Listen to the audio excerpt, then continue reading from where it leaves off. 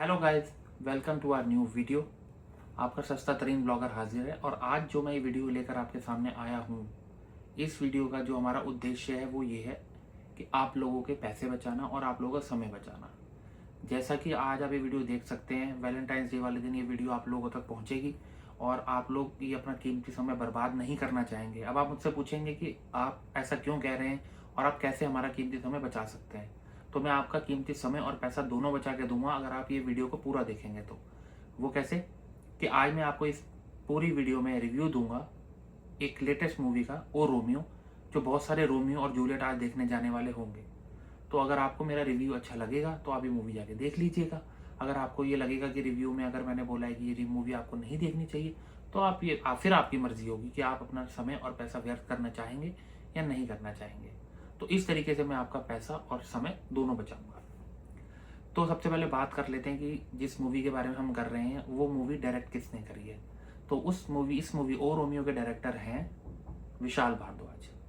अब आप कुछ नए बच्चे जो यंग जनरेशन होगी वो पूछेंगे कि विशाल भारद्वाज की ऐसी कौन सी पिक्चरें हैं जो आप इतने इनके बहुत बड़े फ़ैन हैं, क्योंकि मैं पर्सनली उसका डायरेक्टर का बहुत बड़ा फ़ैन हूँ।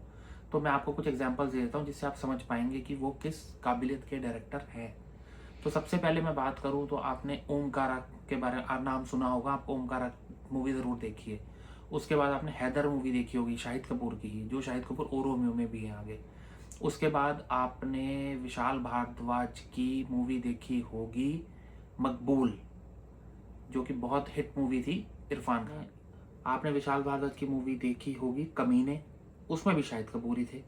और आपने एक मूवी सुनी होगी प्रियंका चोपड़ा की सात खून माफ, जो कि कमर्शियली इतनी बड़ी हिट नहीं थी लेकिन मूवी बहुत अच्छी थी। तो ये सारी मूवीज़ हैं और वो लिरिक्स राइटर भी हैं। और इस फिल्म में भी ये मूवी लिखी भी उन्होंने ही है और डायरेक्ट भी विशाल भारद्वाज ने ही की है। तो अब हम इसके आगे बात करना चाहेंगे कि इस फिल्म की स्टार कास्ट क्या है।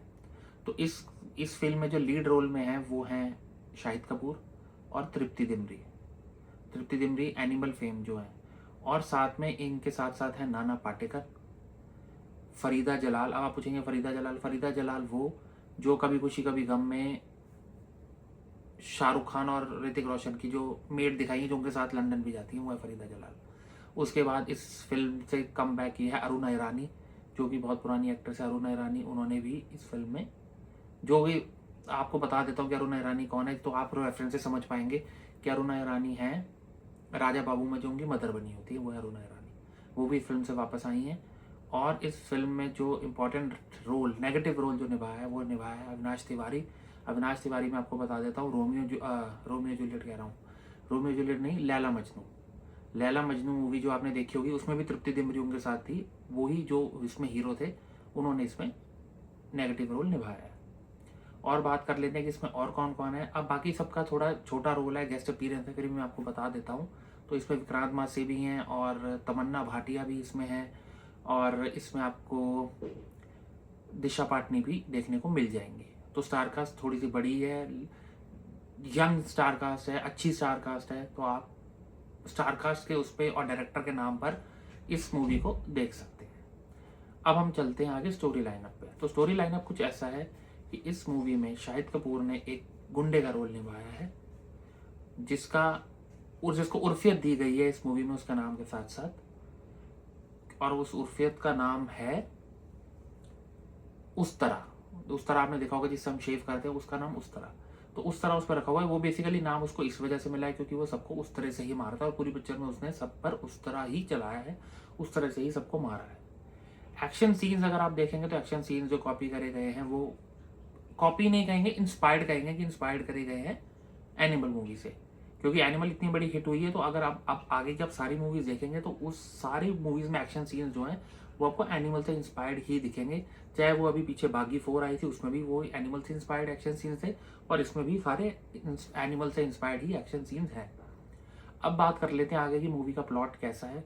तो मूवी बहुत लंबी मूवी है, आप ये थोड़ा टाइम निकाल कर जाएं अगर आपको मूवी देखनी है तो, क्योंकि मूवी आपको 2 घंटे 40 मिनट के आसपास की आपको मूवी मिल जाएगी। इंटरवल वगैरह मिला लेंगे तो और ज़्यादा टाइम हो जाता है, लेकिन फिलहाल जो मूवी का टाइम है वो 2 घंटे 40 मिनट का है मिनिमम। और अगर हम बात करें प्लॉट की तो इसमें प्लॉट ये होता है कि प्यार शाहिद कपूर स्टार्टिंग में उसका ना, जैसे कि आप मूवी का नाम देख सकते हैं कि रोमियो नाम है, तो पहले किसी और से प्यार करता है और धीरे धीरे धीरे धीरे करके जैसे जैसे मूवी इवॉल्व होती है और उसमें वो जो सारी चीज़ें आती हैं और सीक्वेंसेस होती हैं और उस वजह से एंड में जाकर आप देखेंगे कि एक नया पेयर बनता है। पूरी पिक्चर में बहुत ज़्यादा एक्शन सीन्स हैं, बहुत ज़्यादा ब्रूटल हैं, आप अपनी फैमिली के साथ वो नहीं देख सकते क्योंकि जब वो उस तरह चलाता है उनकी गर्दनों पे तो ब्लड और जो फाइट सीक्वेंसेस हैं वो ज़्यादा थोड़े से हार्श हैं। जैसा कि आपने देखा था कि एनिमल को भी उन्होंने पहले ए रेटिंग दी थी, वो इसी वजह से दी थी क्योंकि उसमें जो एक्शन सीन है वो फैमिली के साथ देखने वाले नहीं हैं। सेम केस इसके साथ ही है। मूवी का प्लॉट बहुत स्लो है, बहुत स्लो मूवी चलेगी। जो एक्सपेक्टेशन मैंने विशाल भारद्वाज की मूवीज से नहीं की थी, क्योंकि मेरी एक्सपेक्टेशन बहुत हाई थी मूवी देखने से पहले, और मैं बहुत बड़ा फ़ैन हूँ विशाल भारद्वाज की मूवीज़ का और उनकी राइटिंग का। तो मुझे इस फ़िल्म ने थोड़ा-सा डिसअपॉइंट किया है as compare to Vishal Bhardwaj direction and writing. Overall अगर आप देखेंगे तो तृप्ति डिमरी ने बहुत अच्छा काम किया है। शाहिद कपूर एज़ यूजुअल ऐसे रोल्स में अपना काम कर जाते हैं, अपनी एक्टिंग उनको दिखा जाते हैं। विलेन जो हैं अविनाश तिवारी, वो थोड़ा-सा मैं कहूँगा कि वो रोल उनको सूट नहीं करा, कोई और बेटर हो सकता था वो रोल अगर किसी और को दिया जाता तो। नाना पाटेकर अच्छी एक्टिंग एज यूजुअल, अच्छे एक्टर है तो अच्छी एक्टिंग करेंगे, अपना रोल खूबी बखूबी निभा गए वो। और तमन्ना भाटिया छोटा रोल है, फरीदा जलाल, अरुणा ईरानी, इन सबको तो मैं अब ये नहीं कहूँगा, लेकिन ठीक है इन सब ने अपना रोल प्ले किया। लेकिन ओवरऑल अगर मूवी आप देखेंगे तो आपको ऐसा लगेगा कि बहुत ज़्यादा स्ट्रेच करी हुई है। गाने, एक दो गाने बहुत अच्छे रोमांटिक गाने हैं, क्योंकि आपको बता रहा हूँ कि विशाल भारद्वाज खुद भी राइटर हैं और वो गाने भी लिखते हैं, तो आपको गानों में बहुत ही संजीदगी मिलेगी और वो मिलेगी। लेकिन एक दो गाने अच्छे हैं, लाइक वो गाना नीचे पान की दुकान ऊपर जूली का मकान, तो वो थोड़ा सा देख सकते हैं कि हाँ कोशिश करी है उन्होंने एंटरटेन करने की, लेकिन वो ऐसा लग रहा था कि फिल्म की मांग नहीं थे गाने, डाले गए हैं बीच में, स्पेशली डाले गए हैं, लेकिन ज़रूरत भी नहीं थी। और ऐसा ही सेम चीज़ फाइटिंग सीक्वेंसेस के साथ भी था। तो ओवरऑल आपको ऐसे मूवी लगेगी कि बहुत ज़्यादा ड्रैग हो रही है, बहुत ज़्यादा खिंच रही है, मूवी लंबी भी बहुत है। और आप फर्स्ट हाफ फिर भी थोड़ा सा बेटर है, सेकंड हाफ बहुत ज़्यादा स्लो है, बहुत ज़्यादा बोरिंग हो जाता है। तो ओवरऑल इस मूवी ने मुझे डिसअपॉइंट किया है। और अगर आप मुझे कहेंगे कि आप हमें बताएं कि हम ये मूवी देखने जाएं या ना जाएं, तो मैं आपको ये रिकमेंड करूंगा कि आप ये मूवी एक बार देख सकते हैं, वन टाइम वॉच है। अगर आप मूवी लवर हैं और आपको देखनी ही है तो आप वन टाइम वॉच है ये मूवी। और अगर मैं स्टार की बात करूंगा तो मैं इस मूवी को देना चाहूँगा 5 में से 2 स्टार। 2 स्टार भी मैं इसलिए दे रहा हूँ क्योंकि ये विशाल भारद्वाज की डायरेक्शन है, तो और उनके काम का मैं बहुत बड़ा फ़ैन हूँ, तो मैं उनको 2 स्टार देना चाहूँगा। इसी वजह से मैंने मूवी भी देखी थी। लेकिन ओवरऑल अगर आप कहें कि आपको ये मूवी अच्छी लगी या आपको पसंद आई, तो मैं इस मूवी को ये नहीं कहूँगा कि मुझे ये मूवी बहुत पसंद आई। मुझे ऐसा लगा कि मैंने टाइम वेस्ट किया है ये मूवी देखकर। तो इसीलिए मैं आप लोगों को कह रहा हूँ कि वन टाइम वॉच है, कि ये मूवी जो लवर्स होते हैं वो एक बार तो मूवी देखते ही हैं।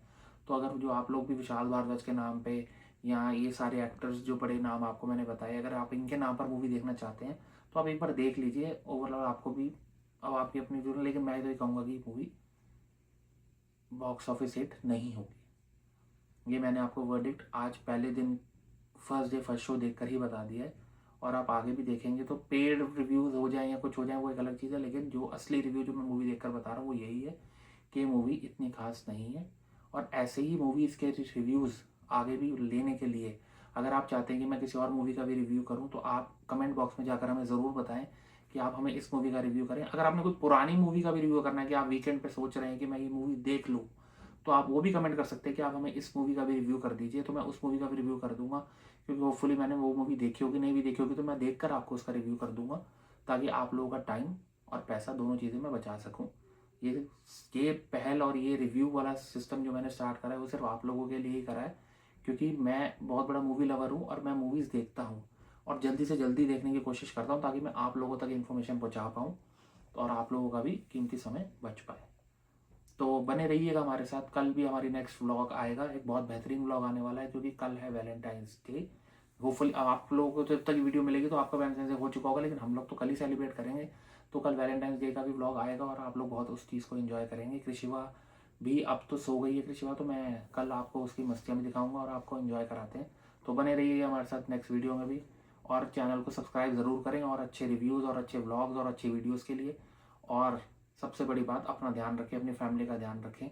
और उनका आशीर्वाद लेते रहें अपने पेरेंट्स का। तो आज से अलविदा लेते हैं और मिलते हैं आपसे कल नेक्स्ट व्लॉग में। Till then take care, love you all, bye.